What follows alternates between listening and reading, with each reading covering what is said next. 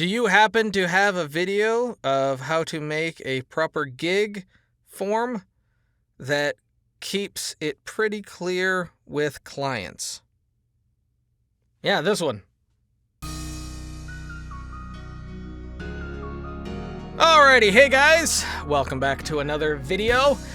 Today we're going to be kind of reviewing how I structure my gigs on Fiverr from the point of view of the clients. I'm not really going to like create one for you guys. I'll probably do that in a different video. If you guys want to see me create a order or how I create it and kind of go down the process on my side or something like that, leave that down below. If none of you guys want to see that, maybe I'll do it.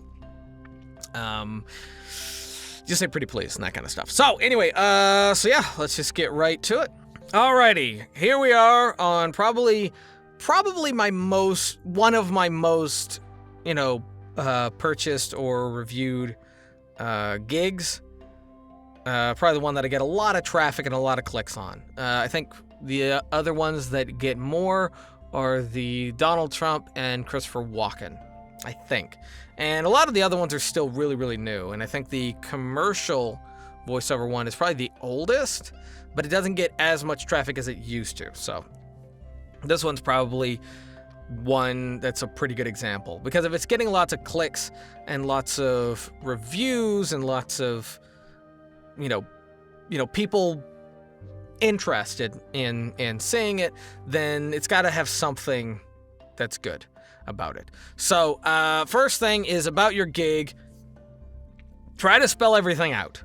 Everything that's also going to be down here that's really, really important, try to spell out. Don't put your life story in this. Don't put your life story in here. That is not important. Nobody needs to know where you are. Nobody needs to know where you were born. None of that stuff. I see soliloquies in some of these, and it's garbage. Also, don't leave it too short. Some people put nothing in there, and that's as infuriating as putting too much information. So what I put in here was at the top, basically what the service, basically what to expect or what the service is. Kind of the little the log line or the catch line or whatever, the thing that try to hook them in. And I can already see there's a mistake right there. There's a space between that. Fix that later. And so yeah, that's just this is for games, shows, animations, cartoons. So that's what this one is for. I have other ones that are for radio commercials, social media commercials, that kind of stuff. And then I have other ones that are specifically for video games. And then I have ones that are specifically for dubbing. So at the top, this will pretty much always be different. And some of these are, slightly different, but most of them are pretty much the same, because this part is all very, very important. So this has what gear I use, the microphone, what the standard size is. So normally it's 48 kilohertz at 24-bit wave. That's standard. Or MP3, whatever they ask for. And yes, I can send them higher, 96 kilohertz at 32-bit float. That is an option, which is one of the gig extras down here. Then I asked them to please read all of the details, because anything below here, a lot of people just ignore. A lot of people just miss for some weird reason. And a lot of this is stuff that I've had to adjust as time has gone on, because there's been so many people that have tried to not really abuse the system, but abuse the system. And some people that just don't know that, I had to highlight stuff because they were like, well, I didn't see it. And so, I put it down here. This order is normally completed in the order in which it is received. So basically, that part right there, I'm telling them that, if yours is third in line, and it's due the third, and, you ordered after all these other people, then yours will be third in line. I'm not going to just move yours ahead for no reason. If you want it moved ahead, you will need the 24-hour extra. That's why I've highlighted that.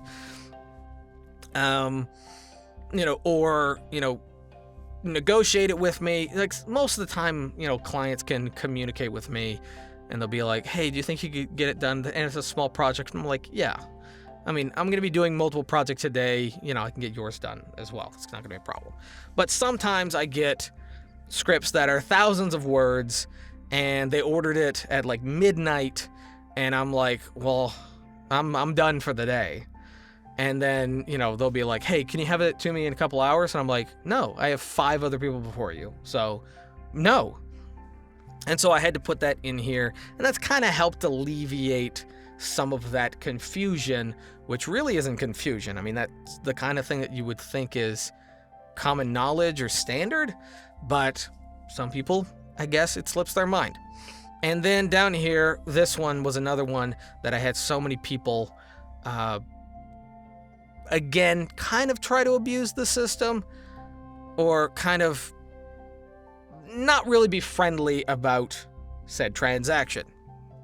I had a couple people in a row that ordered and I delivered. And then, 2 days went by. I messaged them, hey, how'd it turn out? Was there anything you needed fixed? No response. And then a month would pass after it would automatically total out the order. They wouldn't do a review. They wouldn't do anything. They wouldn't message me. A month would go by. There was actually one dude, I think it was like 3 months went by.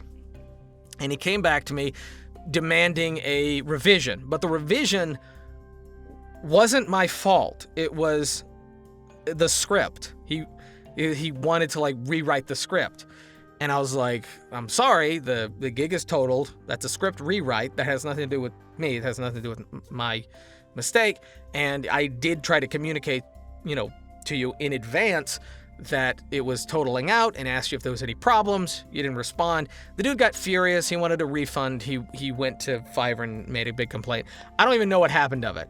I didn't lose any money. They didn't take anything out of me, so maybe they resolved the situation. I don't know. But because of that, I've had to put something in there about revisions. Revisions are only valid before the order is listed as complete. Again, I do make a few exceptions. I make a few small exceptions. And again, it depends on the relationship I have with the client. If the client is, they're repeatedly coming to me, or they're, a younger student, someone in school or whatever, and they don't know how this works or something like that, or there's a language barrier or something like that, and it's not that far past the date, and they're really like, hey, could you please, it's just a small line. I'll normally do it. It's not that big a deal.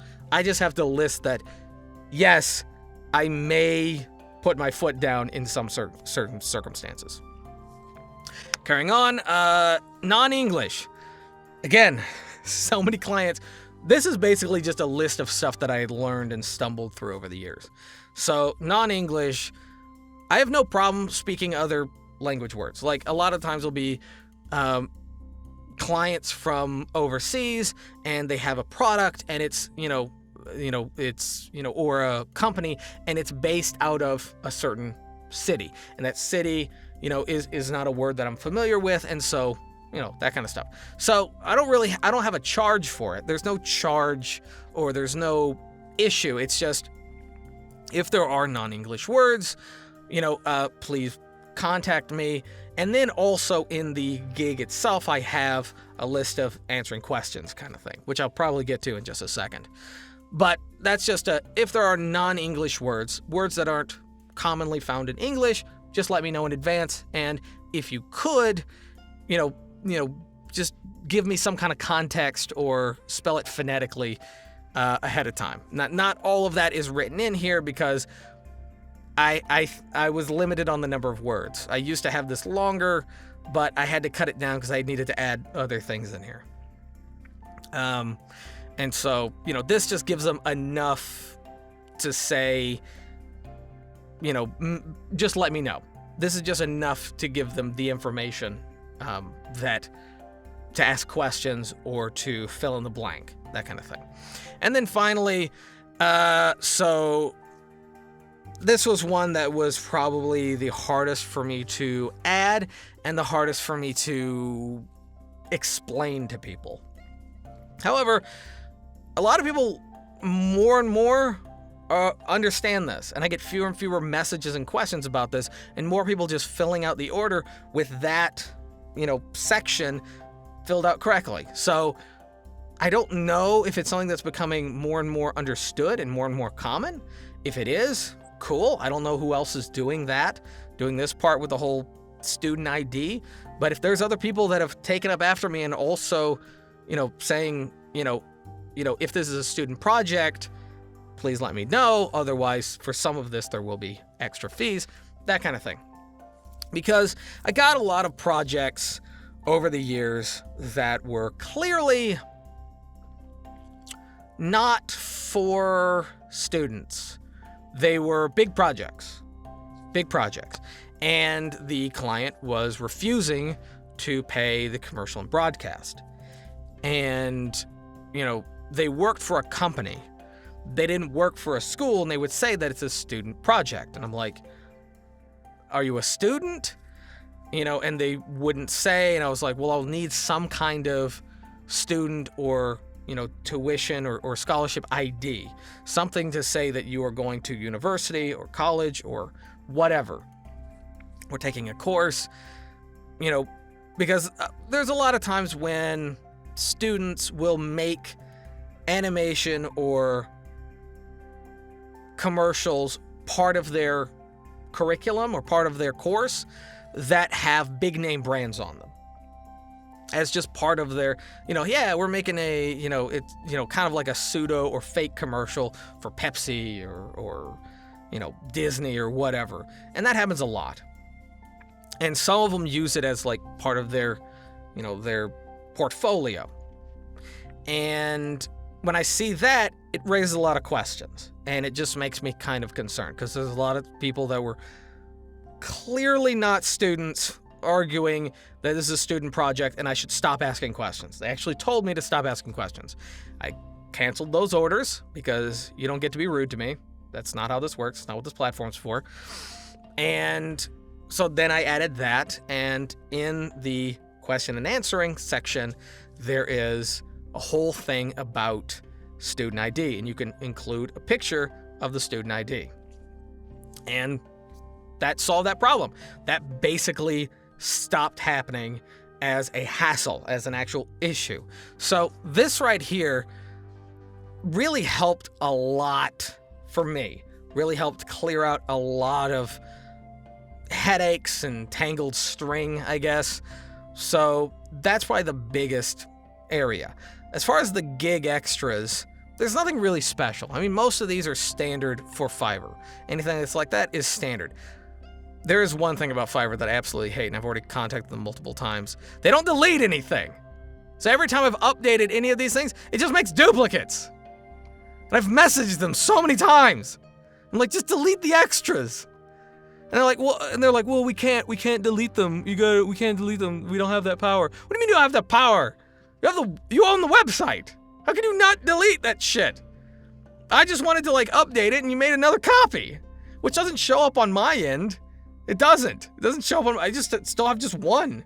But over here, it looks like garbage. And I asked them, what can I do about it? They're like, well, you can delete the gig and then make a new one. Are you shitting me? So, sorry, that was a little bit of a gripe, but that just bugs me. So, anyway, yeah, let's go to the question answering section.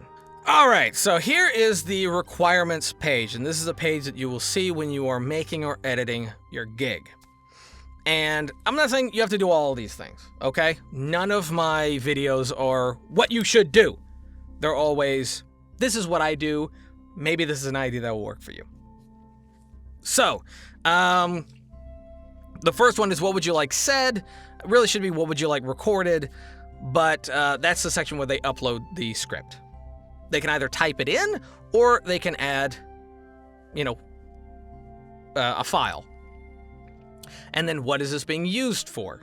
And a lot of some people seem, a lot of clients seem not quite sure why I'm asking this, which, I mean, anyone who's like, why are you asking? That really, that's a red flag for me. But the whole point is, you can read any line, but depending on what it's being used for, can change how you read that line. If it's a video game or a cartoon, it's going to be read more believable. If it's supposed to be, in a commercial and it's supposed to be a quote, like someone's supposed to be saying that thing, and it's supposed to be established as a quote, then you'd be reading it differently. If it's an over-the-top scene or over-the-top character, you'd need to do it over the top. If it's, more of a, just a casual line being thrown out, you'd read it more casually. So again, it kind of depends on what it's being used for. Like, if the video game has lots of explosions, you'd need the character to be screaming or really, belt it out there, otherwise it's not going to be as easily heard. So it is important. Are there any specific requests, instructions, or pronunciations? And that's connected partly to the whole non-English thing. If there's any specific character words, brand names, anything like that, or anything that's not found in the script, or anything that they really, really need me to get right, that's where that would go. Any specific style of read, this is where references would come in. So if a client is looking for, I'm looking for kind of a John Wayne kind of, John Wayne in his military movies, kind of like that, kind of like cool, manly man, leading general type, then they would leave that there. Again, it's something that's not included in the script and not necessarily in, the rest of the questions. It's something very specific. This is what they had in mind. Same thing with that one. So, actually, yeah. The first one, any specific style of read, I guess. I mean, technically, that does seem kind of redundant. I can agree. That would seem kind of redundant. See, that one's more, are there any references? And that would be where they would actually include who or what specifically had in mind. Style of read, I guess, would be more connected to, do you want it fast-paced? Do you want it to be said, with panic? Do you want it to be said, incredibly happy? How happy? I guess that'd be more like it. So kind of like, that's the character. Underneath is the character, and the one above it, this one right here, is more how that character's saying it, I guess. Sorry, I just couldn't remember why I put that in there. I know it was years ago. If this is a student project, I should put please include the student ID below. Without commercial, right, okay. So that one's that's where they upload the student ID. And I obviously say copyrights may still apply, because that doesn't mean that they will. Try to be a little bit more open-ended with some of your stuff, but still at the same time kind of stating that you could and will put your foot down on some of these issues. What is the name of the project and character? Is there a link to the project? This really should be higher, but I don't have the ability to move things up. It's just as you type it, it's the one at the bottom. So yeah, this would just be, just the name of the character, name of the project. Now, I actually put that one in afterwards because far too many projects I've done didn't tell me what the project was. Didn't actually give me the name of the project. They would say where it's going to be used, how it's going to be used, what kind of project it is, but I wouldn't know the name. And it would make it very, very hard for me to find it later on when I wanted to do, put together a portfolio or put it in my credits, or even find out if they were being honest about the project at all. Because sometimes they'll come in and like, yeah, no, it's not commercial, it's not broadcast. I haven't seen my the stuff that I've done being put on television or anything like that, or movies, without my knowledge. Actually, I don't think it's been on television or movies. Unless it's streamed. There's some stream stuff that you can find me. But nothing where it's been it's way out there and they just didn't tell me. Nothing like that. But just in case, I like to find out what it is, keep track of it, follow the progress, and sometimes if it's a project that I really, really love, I like to be really, really involved. if it's like they're looking for a Kickstarter, kind of funding kind of thing, I like to help. I will blast it on my social media. I will talk about it, that kind of stuff. So there's a whole bunch of reasons I would want to know the project. And as far as is there a link, that's just so it's easier for me to find. Again, these are the most recent things that I added. And these are basically all the same on all of my voiceover gigs. A few exceptions, but they're pretty much all the same. And these two sections on my gigs are really where most of the confusion was. And this helps with a lot of... Yes, there are some clients who will gripe that I'm asking too many questions. And I don't care. I don't care. Because it's made to make everything a whole lot easier. Now, if someone comes to me and we've already had this long conversation, a lot of times they'll just put NA in these.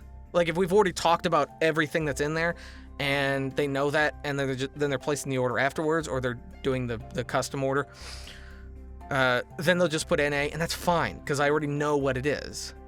But if you haven't come to me and you don't, you need to give me all this information, and it can't be in a text, and you just want to place the order, you already have all this information, you want to place the order, you don't want to wait for my response, you're already okay with my fees, you can do all that, and I can deliver the order and give you exactly what you want without any confusion, because all the questions that I would have asked you in the communication are all there. And all the information you need from me is there and in the opening gig description.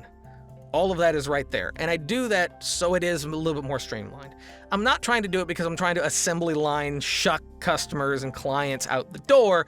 I'm doing it because, it's easier to just get through all the communication out front. If there's any confusion, then we'll deal with that afterwards. All right, so there you go. That is how I try to alleviate the confusion and the stress and the misunderstandings that could possibly arise while dealing with clients on Fiverr. Now, a lot of that is still the same kind of more or less system and kind of questions I ask when I deal with anyone through email, through Facebook, through any other platform. Those are basically the questions, and that's basically the information that I share. That's also basically how I structure my gigs, regardless of the platform. So I hope that helps. Again, I'm not saying that you have to do it that way. None of my videos are 100% going to help you, with everything. None of my videos are going to be the perfect solution for you, for everyone. Maybe for you, maybe for a few of you, they will be exactly what you need, to answer that question, to solve that problem, to get going. But not everyone is going to be like that. And that's just because everyone's different. Everyone's offering a different thing. Everyone has a different voice. Everyone has a different, approach to marketing. Everyone has, a different something. So for some of you guys, maybe that's too much. Maybe you prefer to do the one-on-one communication with every single client. All the better to you. Like, that's amazing. I wish, more people were like that. But there was quite a few months in a row where I had so many clients coming to me that I couldn't have communicated with them one-on-one. So I needed a system that worked well for them. And so if you think this is going to work well for you, go for it. Absolutely go for it. If you have any more questions, leave it down below. If you liked the video, give it a thumbs up. If you didn't, give it a thumbs down. Subscribe if you're new. Bell for notifications. And yeah, let me know if you have any more questions, or I don't know, just want to see any other video, or I don't know, digital high five? Digital high five? Okay, cool. All right, yeah, that's it. Bye.